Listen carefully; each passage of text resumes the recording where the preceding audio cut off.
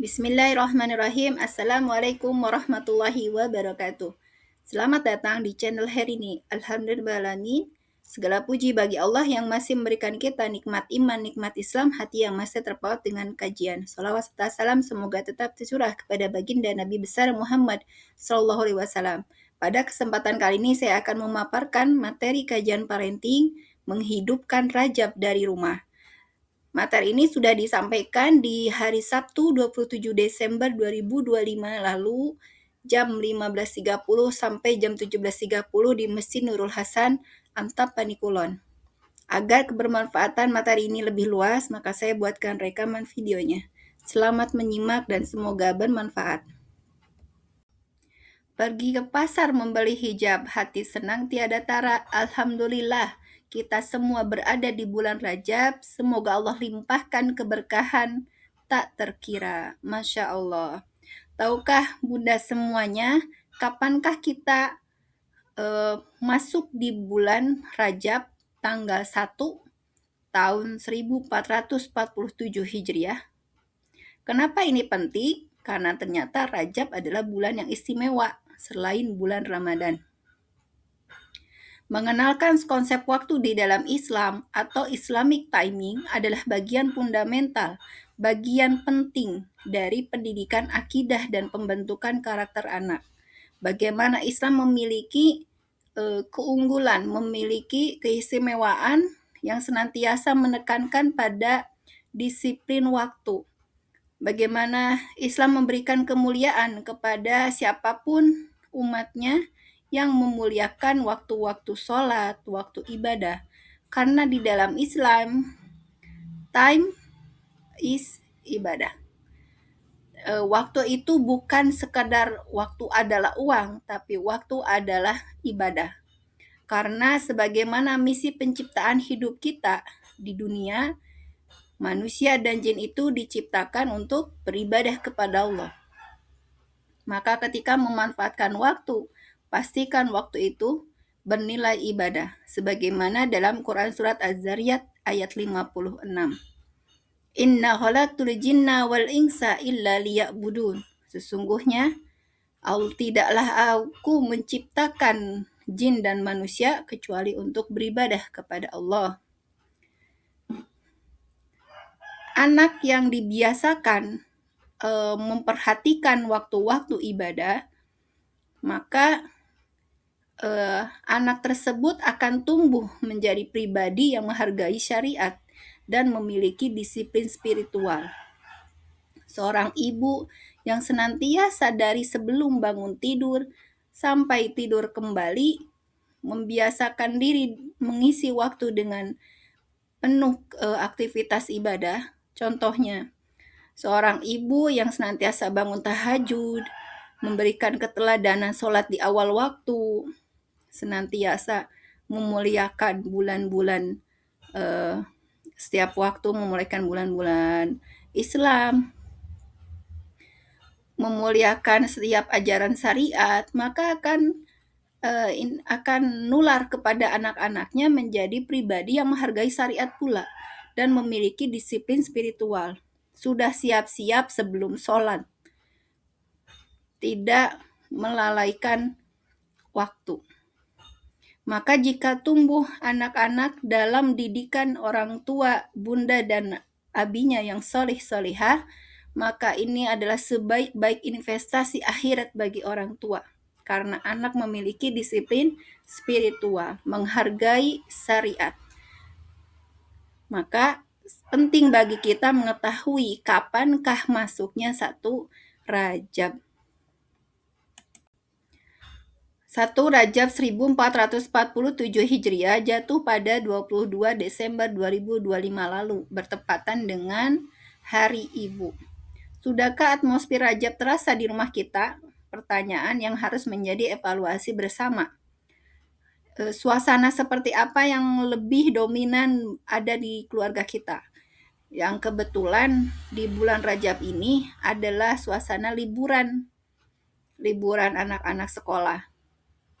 Maka apakah yang dominan itu adalah suasana liburannya, sehingga agenda yang canangkan adalah agenda healing, agenda jalan-jalan bareng, atau persiapan tahun baru 2026 yang tinggal menghitung hari saja, menghitung jam.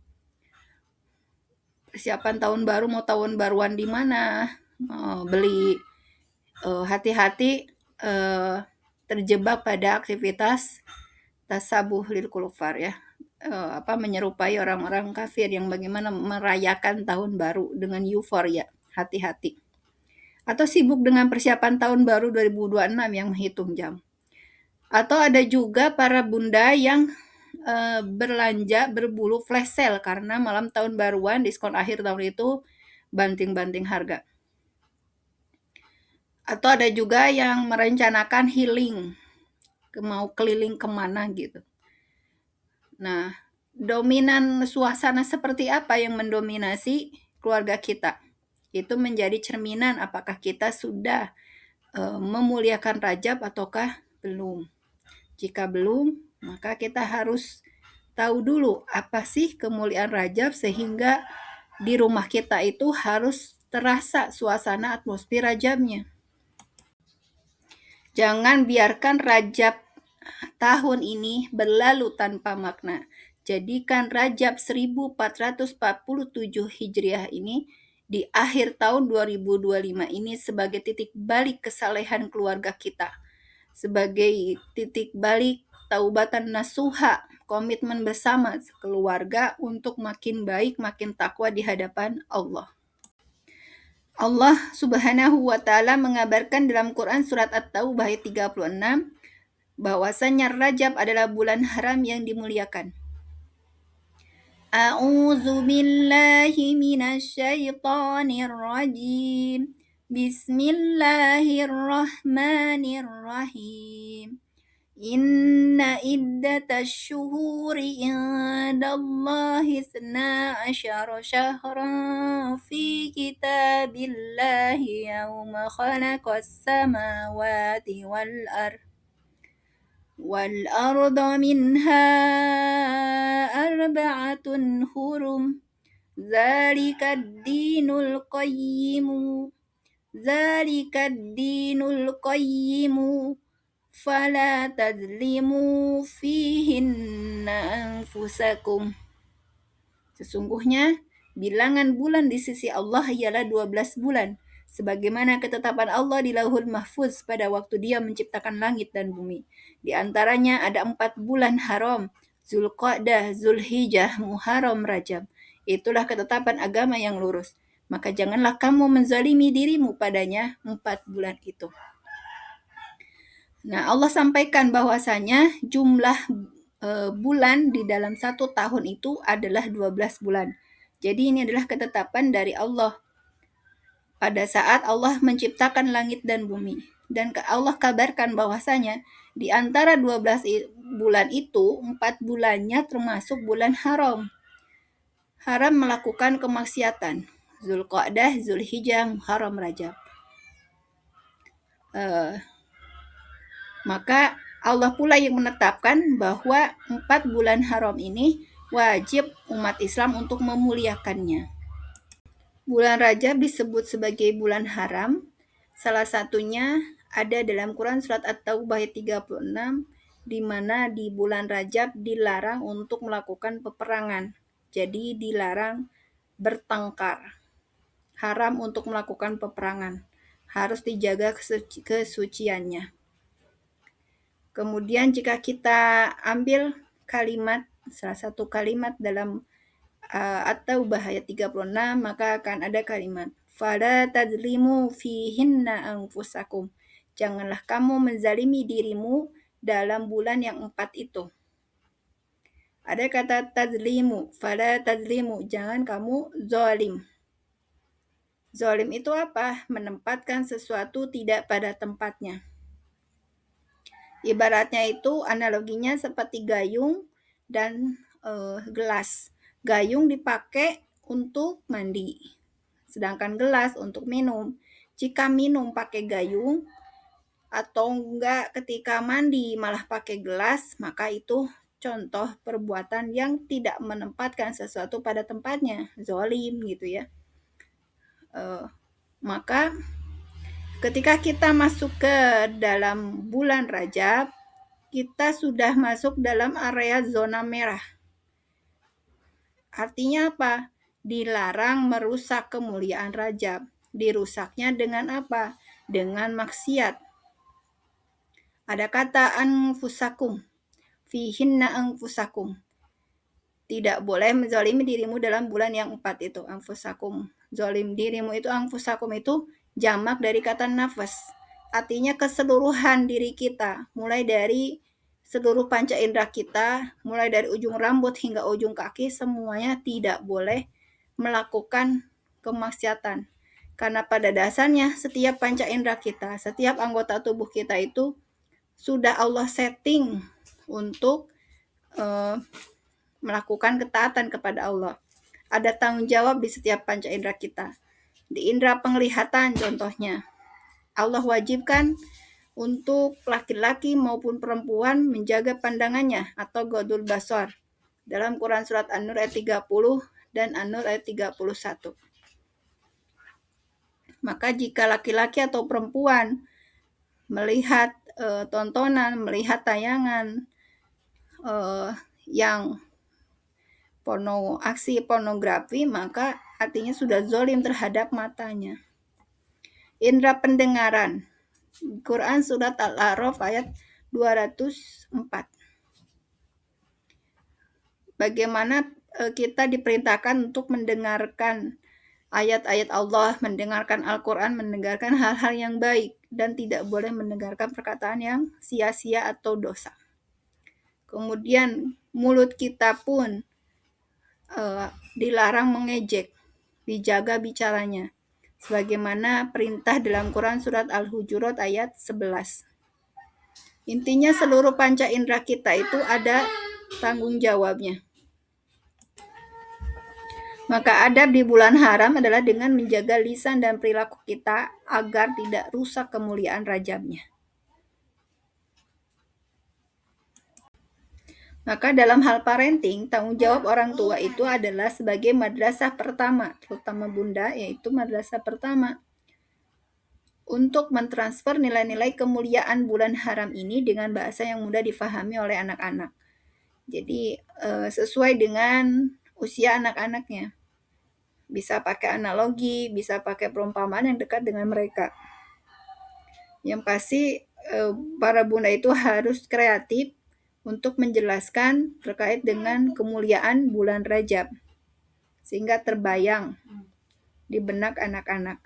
Contoh kecilnya seperti yang sebelumnya ada stiker kawasan zona merah.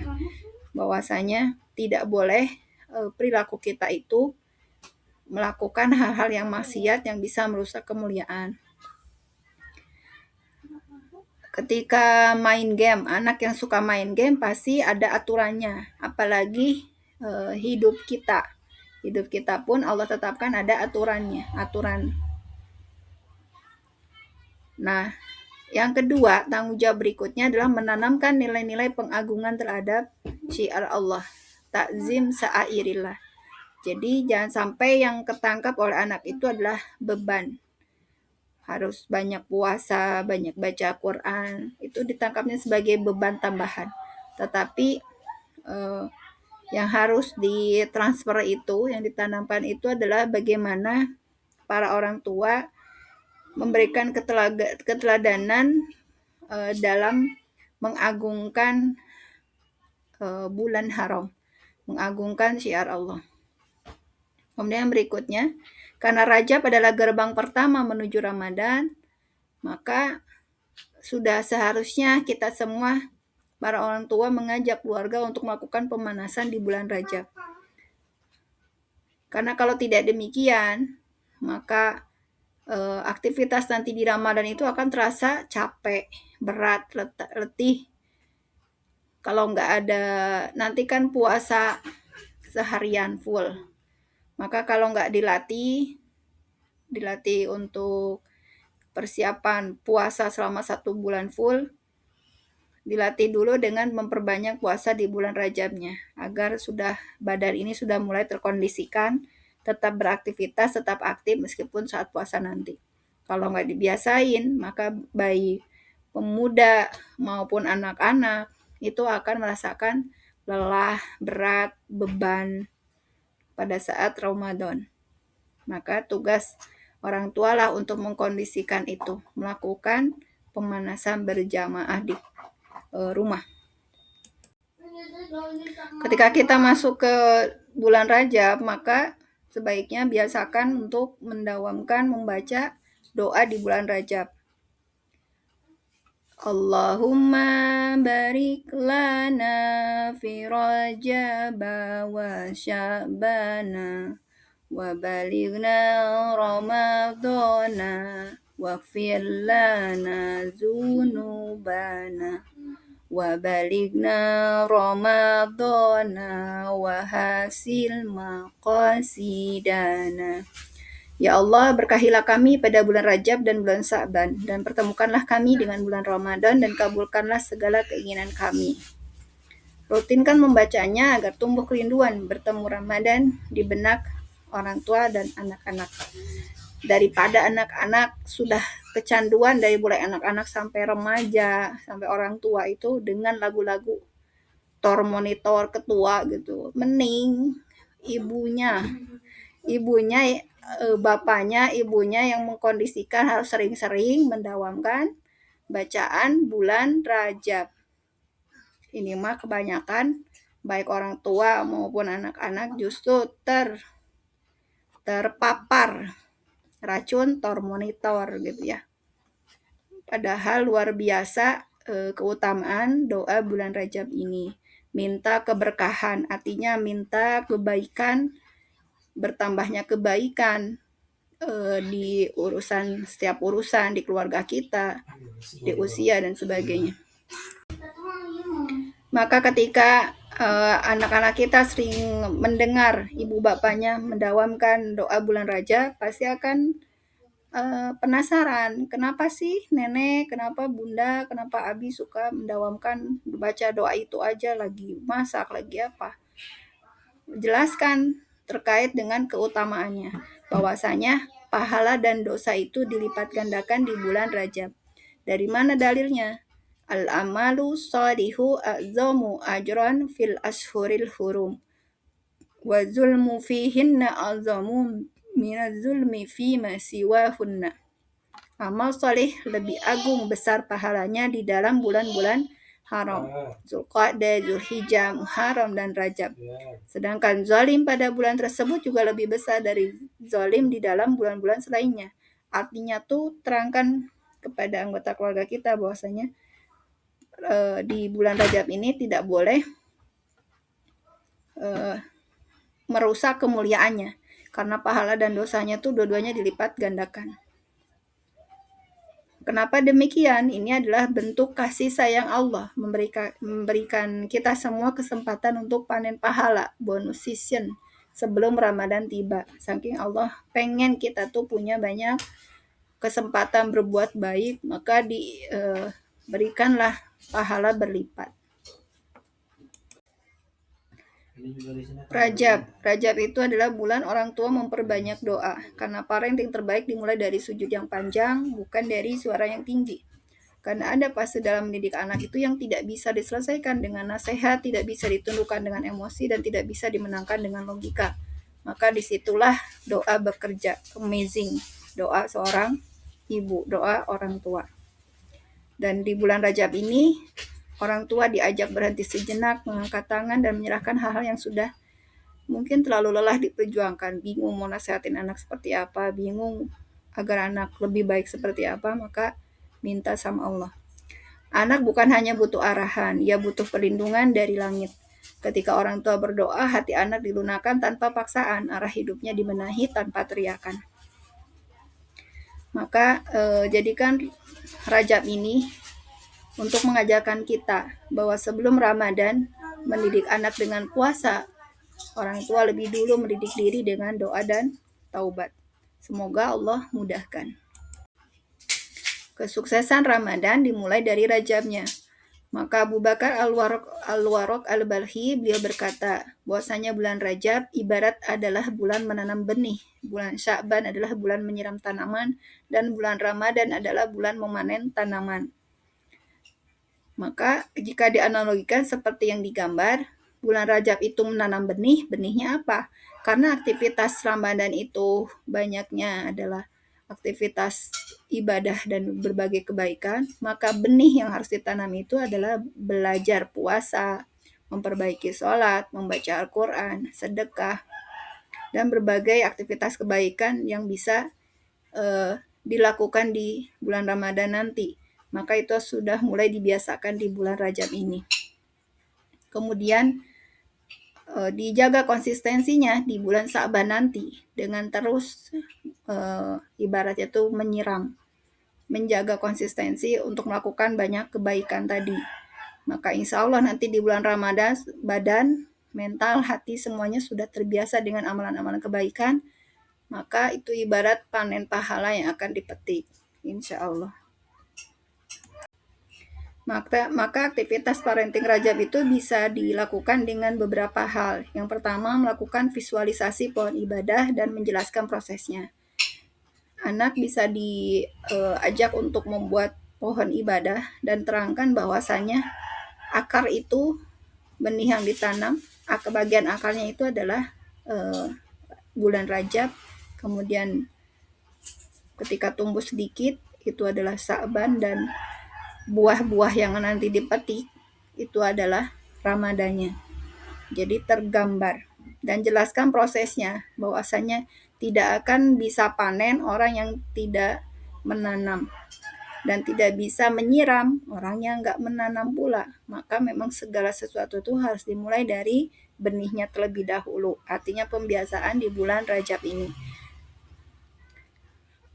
Maka itu menjadi alasan untuk bareng-bareng memperbaiki kualitas ibadah kita dimulai dari Rajab kali ini. Yang kedua adalah latihan puasa ringan semampu mereka.